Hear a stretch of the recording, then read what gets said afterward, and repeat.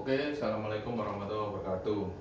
Nah, kali ini saya akan membahas tentang eh, penipuan di dunia bisnis Facebook ya. Facebook terutama nanti kalian yang berbisnis menggunakan media Facebook itu ada resiko untuk tertipu. Nah, jadi sebelum kalian tertipu, saya akan berbagi pengalaman tentang penipuan di dunia Facebook. Ini salah satu contoh kasus. Ini owner, penipu, customer. Si penipu ini sebagai mediator. Nah, sebagai mediator, penipu ini menghubungi owner karena dia dapat dari customer. Nah, penipu ini menghubungi owner. Istilahnya pemilik barang. Nah, di sini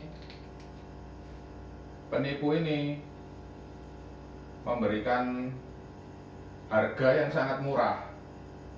Jadi dia menawarkan harga yang sangat murah.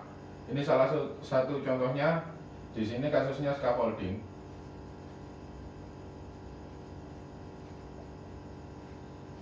Nah, harga pasaran scaffolding di sini itu Rp610.000. Saya tulis di sini ya. Nah, harga pasaran 610. Sedangkan penipu ini modusnya dia menawarkan harga yang lebih rendah, bisa 500, bisa 400, bahkan di bawahnya. Otomatis dia tertarik si customer ini.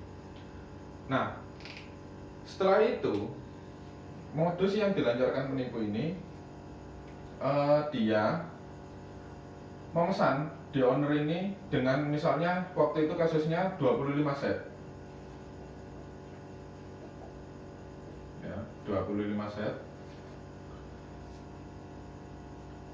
Kemudian owner kan nggak mungkin percaya gitu aja, karena ini pemesannya di Malang.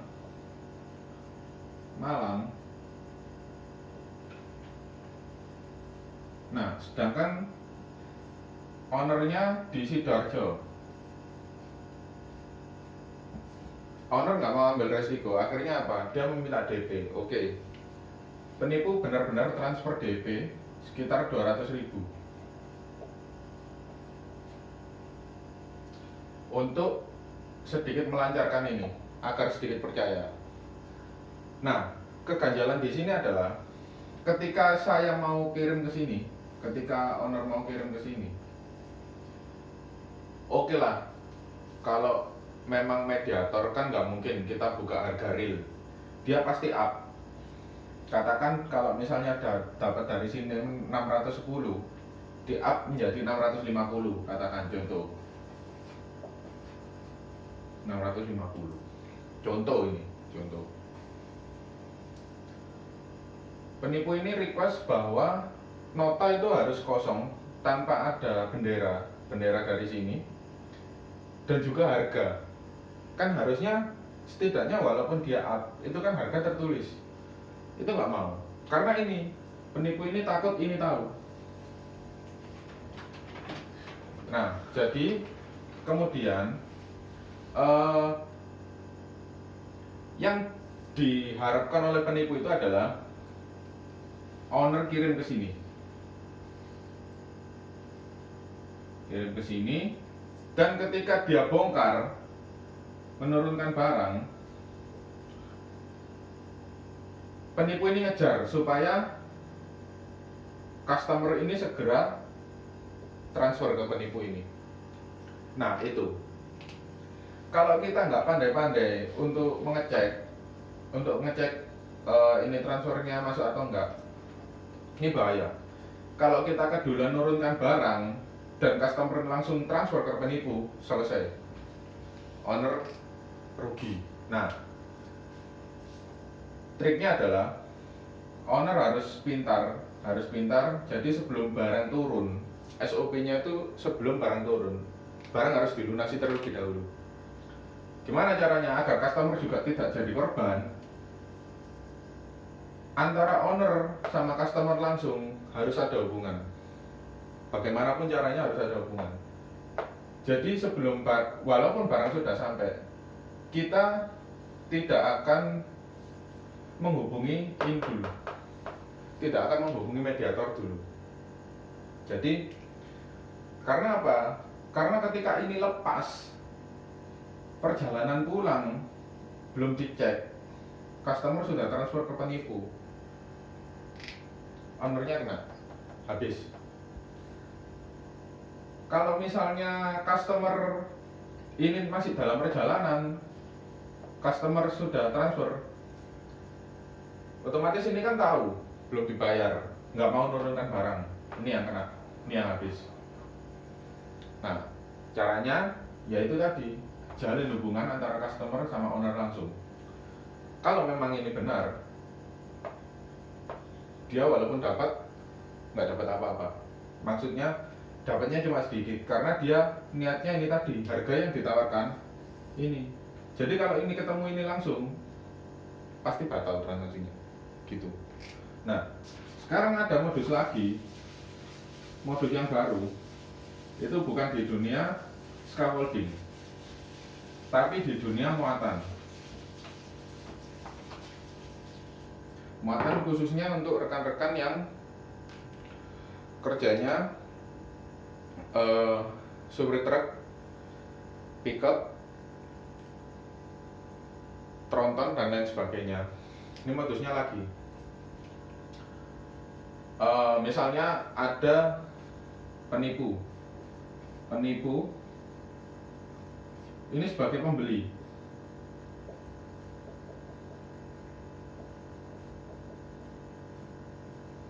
Nah,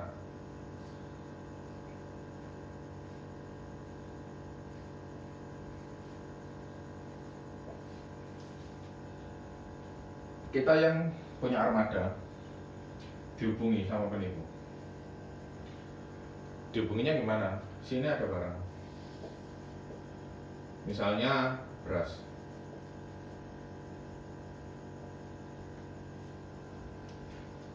Penipu atau pembeli ini ya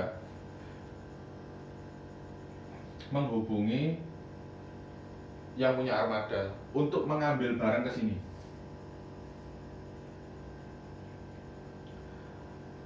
Yang pasti cirinya, pasti ini penipu ini itu tergesa-gesa untuk ini segera sampai ke sini. Begitupun penipu ini nanti menghubungi penjual berasnya.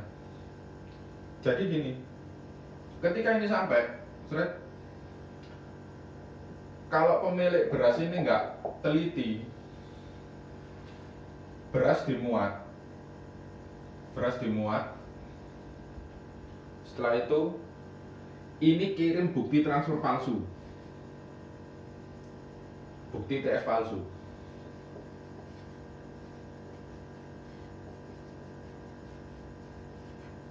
Nah, ketika ini sudah dimuat dan ini mengirim bukti transfer palsu, pilihannya ada di sini. Satu, dia ngecek, benar-benar ngecek. Kalau memang walaupun sudah dimuat tapi belum berangkat, dia akan melarang supir untuk berangkat dulu, dicek. Kalau memang belum, jangan berangkat dulu. Tapi kalau memang percaya dengan bukti transfer ini dan dia nggak ngecek, selesai, habis. Ini kena. Yang kedua,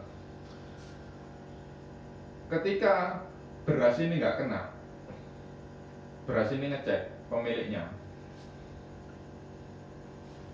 pickupnya rugi. Kalau berangkat ke sininya nggak pakai modal. Jadi untuk aman yang kedua-duanya, ini kalau misalnya beras ini mau dibeli memang harap dicek. Satu, saya sarankan harus pakai e-banking. Biar cepat. Yang kedua, kalaupun nggak pakai e-banking, harus dicek di ATM apakah dana itu benar-benar masuk. Tuh.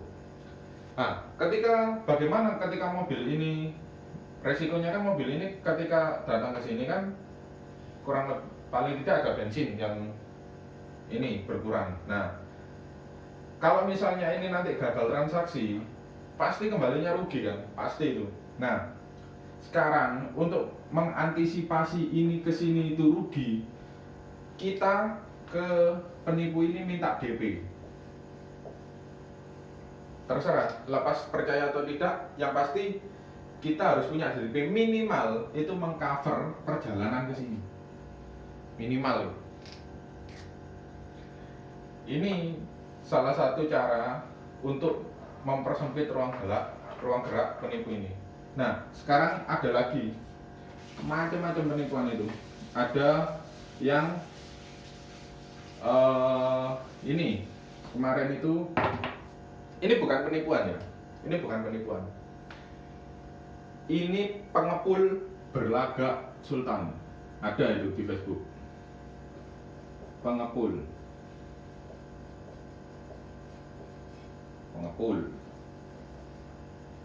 Ini misalnya yang punya katakan si A, ini punya minyak,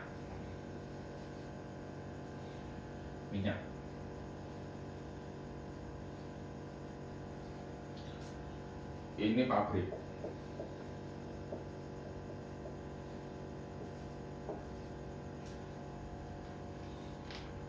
Ini modusnya bukan penipuan, tapi ini merugikan pemilik pertama. Modusnya gini, pengepul ini posting, saya membutuhkan minyak sebanyak-banyaknya. Misalnya barang iklannya gini bunyinya, barangkali ada yang punya minyak jelantah, saya siap tampung, saya ambil di lokasi.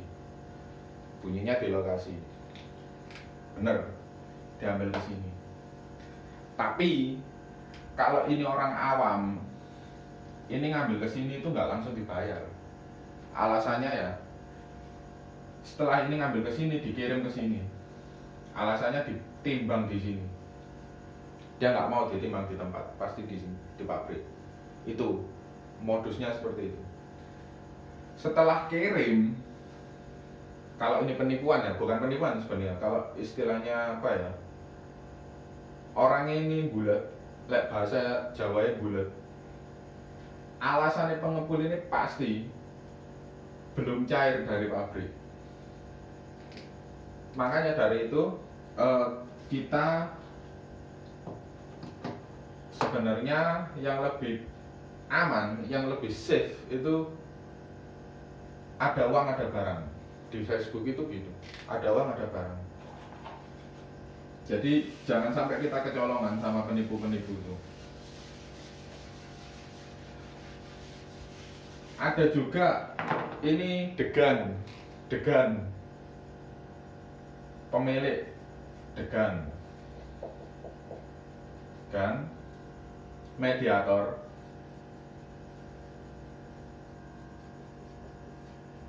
pengecer.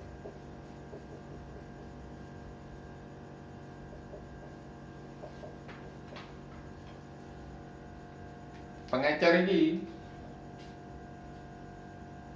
bisa jadi pelaku utama, bisa jadi korban mediator.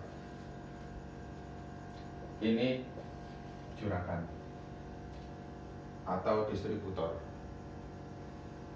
Biasanya pengecer pesan ke sini, seret, pembayaran tempo 10 hari.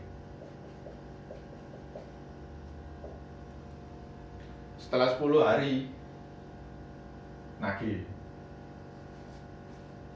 Alasannya belum ada uang. Kejadian banyak sekali. Yang lebih parah lagi gini. Lebih parah lagi. Mediator nyarikan pengecer. Jadi pengecer menghubungi mediator ya. Pengecer menghubungi mediator. Mediator menghubungi distributor. Setelah itu kirimlah degan ini ke pengecer. Ini ke sini cash. Ini ke sini Tempo.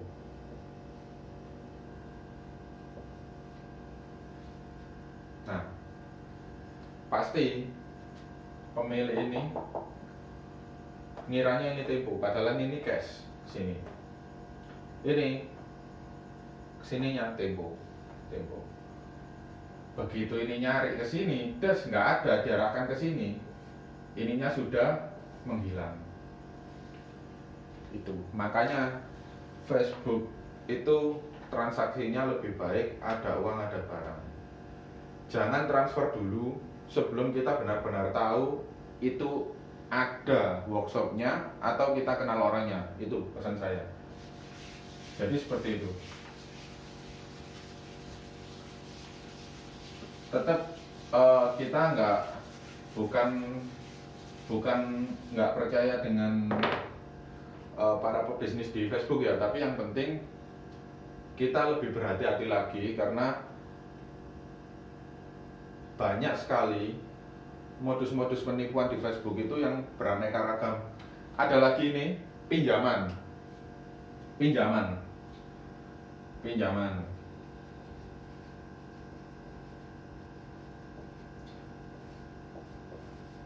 Pasti yang pelaku usaha yang menggunakan Facebook sebagai media pasti pernah lihat iklan pinjaman. Pinjaman itu bunganya nggak masuk akal. Contoh kita pinjam 10 juta, angsuran per bulan itu 425.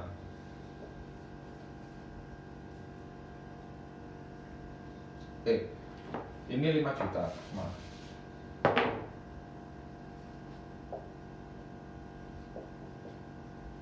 Ini 425 kali 12. Tanpa anggunan.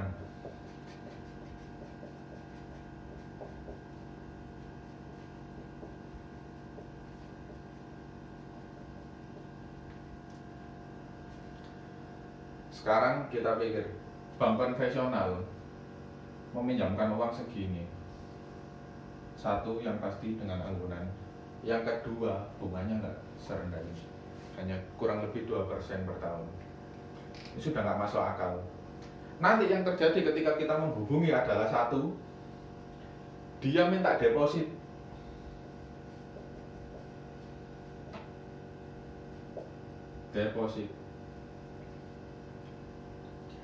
Yang deposit itu lucunya tidak bisa dipotongkan di pencairan. Deposit kurang lebih biasanya 10%. Biasanya. Dari ini, berarti 500.000. Ada yang 2,5% depositnya, ada yang 5%, macam-macam. Ini yang pasti. Ketika kita terjebak, kita transfer deposit ini.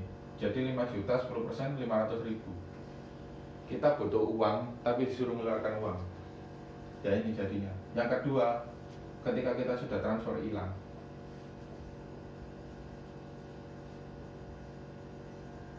Nah, makanya untuk saat ini walaupun keadaan mendesak, pikiran harus tetap jernih. Karena orang terdesak itu kadang berpikirnya singkat. Saran saya kalau Facebook itu tadi hindari transaksi dengan orang yang tidak kenal. Kalau memang itu diperlukan, kalau bisa ada uang ada barang, gitu aja. Ya terima kasih. Moga-moga ini bermanfaat bagi teman-teman yang bisnis di dunia Facebook ya. Kurang lebihnya mohon maaf. Assalamualaikum warahmatullahi wabarakatuh.